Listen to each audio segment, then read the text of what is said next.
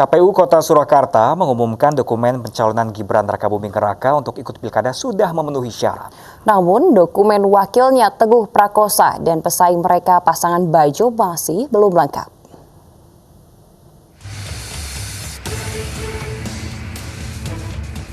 Rapat pleno pemeriksaan persyaratan pilkada KPU Surakarta menyatakan hanya dokumen pencalonan milik bakal calon wali kota Gibran Rakabuming Raka yang telah memenuhi syarat. Ketiga bakal calon, yakni pendamping Gibran Teguh Prakosa, belum menyerahkan surat pengunduran diri sebagai anggota DPRD Solo yang ditandatangani Gubernur Jawa Tengah. Sementara pesaing mereka, pasangan Bagio Wahyono dan FX Suparjo, belum menyerahkan laporan harta kekayaan penyelenggaraan negara.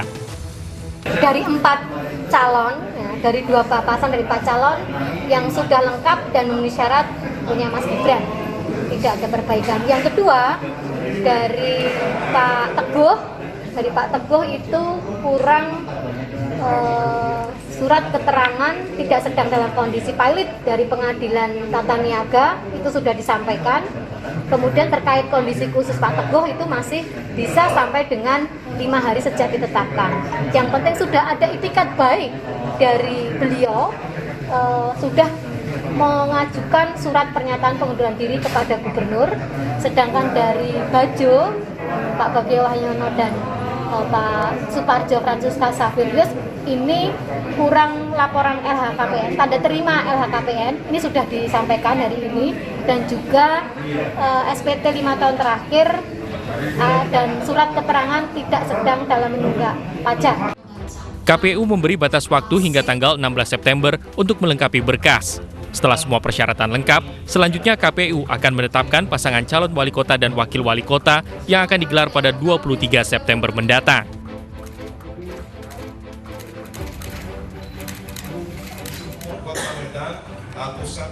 Sementara di Pilkada Kota Medan, Sumatera Utara, dokumen pencalonan 2 bakal pasangan calon, yaitu Bobi Nasution Aulia Rahman dan Ahyar Nasution Salman Al-Farisi, dinyatakan belum lengkap.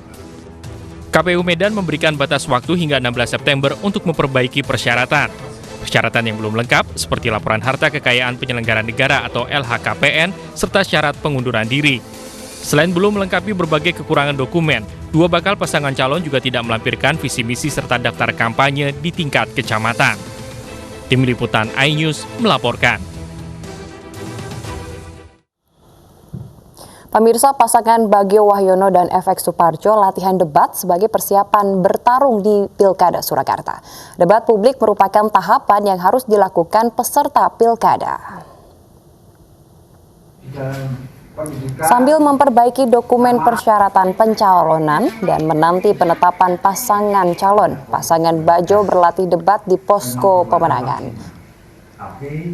Pelatihan digelar tim kemenangan karena kedua kandidat bukan berlatar belakang politisi sehingga harus mendapat pelatihan yang mencukupi. Pasangan Bajo yang berprofesi sebagai penjahit dan ketua RW akan bersaing dengan putra sulung Presiden Gibran Rakabuming Raka dan politikus Kawakan Teguh Prakosa.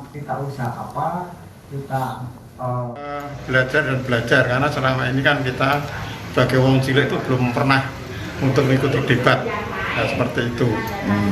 Lalu tadi sudah berjalan dengan lancar dan kalau kita bandingkan dengan waktu yang lalu kita sudah lumayan lebih bagus yang ini daripada minggu yang lalu, dan ini akan kita teruskan untuk hari-hari berikutnya sehingga nanti apabila nanti akan benar-benar dilaksanakan debat kita sudah siap dan lancar.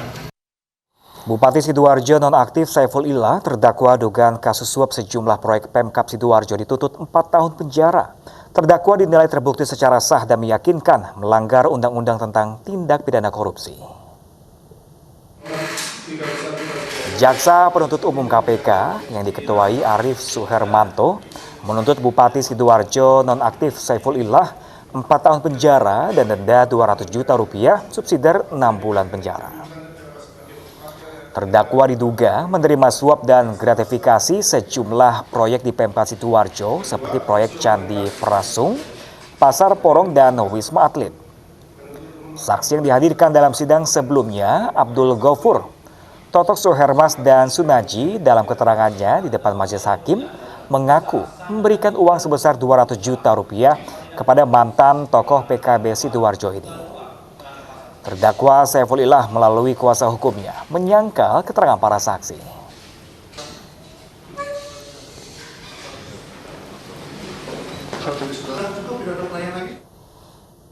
Pemirsa, raja fiktif Keraton Agung Sejagat yang sempat menghebohkan publik divonis 4 tahun penjara.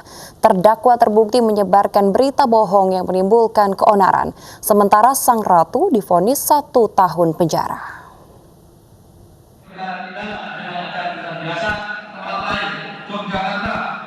Raja Kerajaan fiktif Keraton Agung Sejagat divonis 4 tahun penjara. Terdakwa Toto Santoso diyakini terbukti menyebarkan berita bohong yang menimbulkan keonaran. Sementara terdakwa Fani Aminadia yang berperan sebagai ratu divonis 1 tahun 6 bulan penjara. Kini Raja dan Ratu Keraton Agung Sejagat tengah menimbang vonis yang dijatuhi oleh Ketua Majelis Hakim.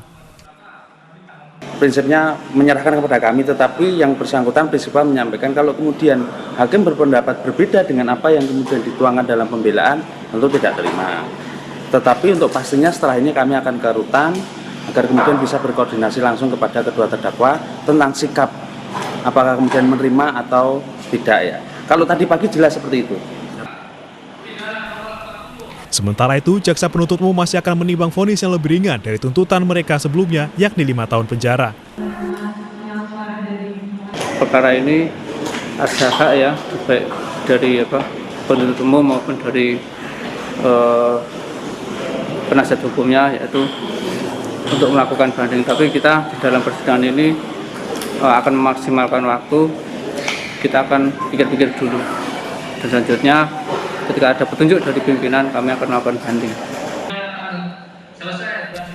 Sebelumnya, sidang vonis Raja dan Ratu Keraton Agung Sejagat sempat ditunda 2 kali hingga akhirnya sidang digelar secara virtual di 3 lokasi berbeda untuk mencegah penyebaran COVID-19.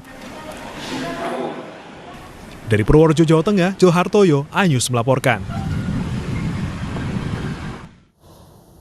Pemirsa, KPK menunda sidang putusan dugaan pelanggaran etik Ketua KPK Firly Bahuri karena pegawai KPK ada yang terinfeksi COVID-19. Koordinator Maki Boyamin Saiman menyampaikan beberapa bukti dugaan pelanggaran etik Firly Bahuri.